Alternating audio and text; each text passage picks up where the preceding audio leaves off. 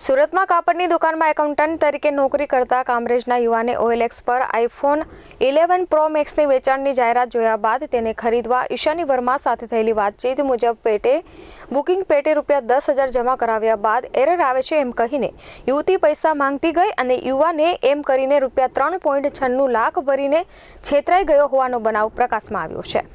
મૂળ અમરેલીના રંગપુર ગામનો વતની અને સુરતમાં કામરેજ ખોલવડ રોડ એન્જલ પેલેસમાં રહેતો 23 વર્ષીય નીરવ જયસુખભાઈ હોરા રિંગ રોડની ન્યૂ અંબાજી માર્કેટમાં સોરઠ સિલ્ક નામની કાપડની દુકાનમાં એકાઉન્ટન્ટ છે।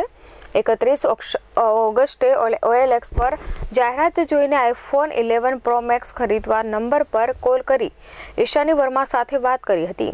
તેની પાસે પહેલા ₹10,000 સાઉથ ઇન્ડિયન બેંકના ખાતામાં ગૂગલ પે મારફત ભરાવાયા હતા। ₹16,700 બાદમાં પરત મળશે એમ કહીને ભરાવ્યા હતા।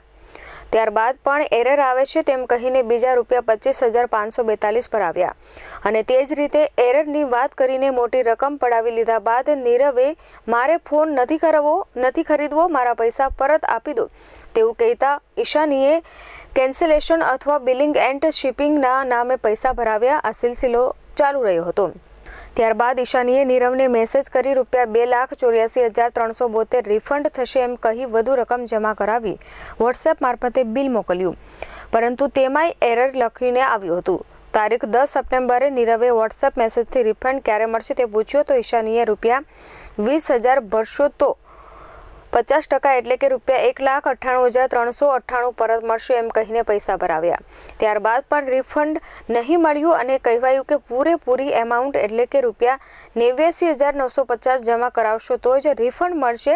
₹1.30 થી 1.50 લાખના ફોન માટે ₹3,96,796 ભરી ચૂકેલા નીરવને છેતરાયો હોવાનો અહેસાસ થતાં સલાબતપુરા પોલીસ મથકમાં છેતરપિંડીની ફરિયાદ નોંધાવી છે।